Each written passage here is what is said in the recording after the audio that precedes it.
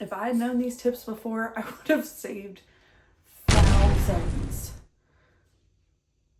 Now, here's 10 things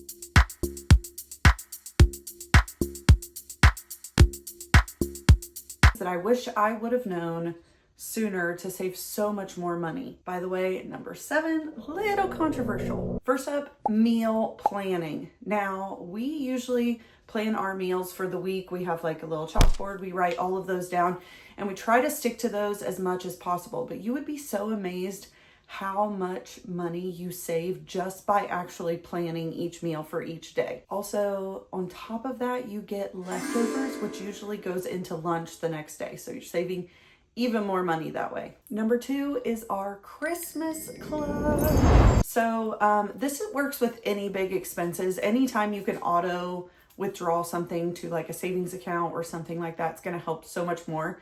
So for us, we actually take a certain amount of money out each paycheck to go to our Christmas club. So then our bank mails us a check in October, and that's what we use to start our Christmas shopping. And it takes a lot of that stress off. Now, number 3, I've talked about so many times on this channel, thrift before you click. Okay. So before you go to Amazon or anything like that, check Facebook Marketplace. Check your local kids sales. If it's yard sale season, check there. You don't have to buy something brand spanking new for it to be better quality. Honestly, if you can find stuff that is 20, 30, 40 years old, sometimes that's going to last a lot longer than some of the new stuff you can find on Amazon or even now TikTok Shop. Now, number 4, I kind of touched on in number 1, but if you're cooking once, you can stretch that out for multiple meals. So if you know you're going to make like a pot of chili, obviously that is going to feed you just more than one time. It's going to feed 4, 5, 6, so on and so forth. Like it'll just keep, it's the gift that keeps on giving. But that works for anything. So if you're already making chicken and you have leftovers, that's leftovers for lunch if someone's going to work, or it could just be leftovers for your family the next day. And then you have one big leftover day, usually to clean out the fridge. Fridge clean out could be its own meal. Number 5, you're going to shop the deals. Now, this works really well at like Aldi or Kroger or things like that. If you have a weekly insert that they do like a discount on beef, or they mark down clearance beef, anything you can find and shop and work around is going to save you more money. Now, this takes planning. It does take planning. It takes math. It takes some like, oh, okay, well, chicken is on sale, so we're going to have chicken all week. It does take sacrifice in that as well. But if you're trying to pinch every possible penny, it is going to help you save so much money in the long run to shop with those sales or to buy store brand versus brand name. So that also as well, you could switch some of those out. I do have certain brand name things that we have to buy because I don't think they're good as the off brand. A1 is a big one for me, but anything that I can swap out, I try to swap out. Okay, number 6, actually track your spending on everything. This was the hardest thing for me to do because I hated seeing this number. If you have an app that this works for, that's great. When I started, I just had a notebook like this that I would write down into categories each bit of money I spent. Now we use the Google Keep app and just kind of write it down. It's a free app. It's not meant for budgeting, but we just keep track of things there with the little check boxes. Anything that you can do to track your spending. I mean, track everything. It's very time consuming. It takes time just like everything else. But if you really want to know where your money goes, you have to track it, or else you'll never know. You'll say, yeah, I eat out some, or I get a pop or coffee when I'm out. You have to know exactly what that number is, and then you'll see where you are spending the majority of your money. So track everything. So number 7, this is the one a lot of you guys, I'm going to lose you guys here. I know that. I understand that. You have to have this mindset to understand this one. But number 7 is buying things up front to save money. So for us, we don't like to have payments or locked in payments. So our cell phones, our cars, things like that, we actually buy up front. Like we will buy used cars, and we will buy right now cars. We will buy our phones so we don't have to pay $30, $40 a month plus the $5 extra to always get a new phone. We just buy it. Now with phones, specifically, usually you are paying like what a phone costs, but for cars, you're not. Cars depreciate so bad. But like for a phone, it usually just breaks it into 24 payments. The problem is though, if your phone breaks, you have to replace that phone.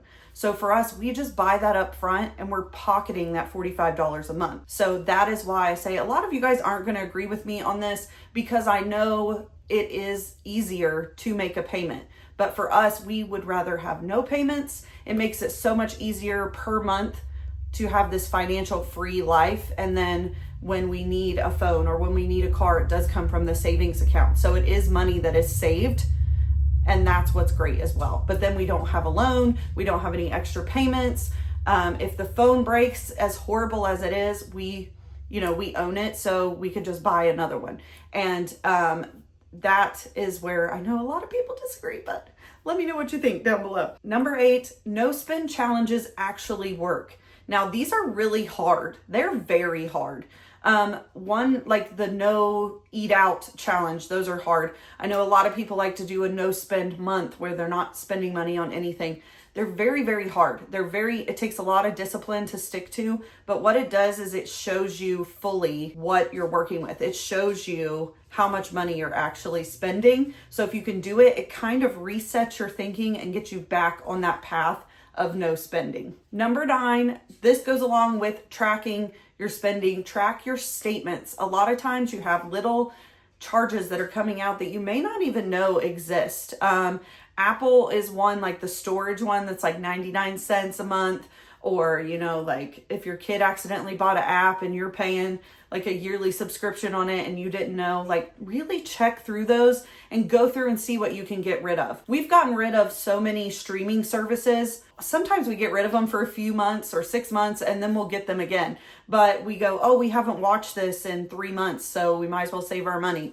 So it's okay, you can re-add those back in, but if you can trim a lot of that extra spending or those payments, you're gonna feel a lot more financially free per month. That's just a fact. If you have less bills to pay, you're gonna feel like you have more money in your pocket. And number 10, this is my favorite thing that we got out of the pandemic: grocery pickup. I cannot tell you how much money we save doing grocery pickup, especially at Walmart. Now, Walmart grocery pickup is free in my area. You don't have to pay anything like that. You just have to have $35.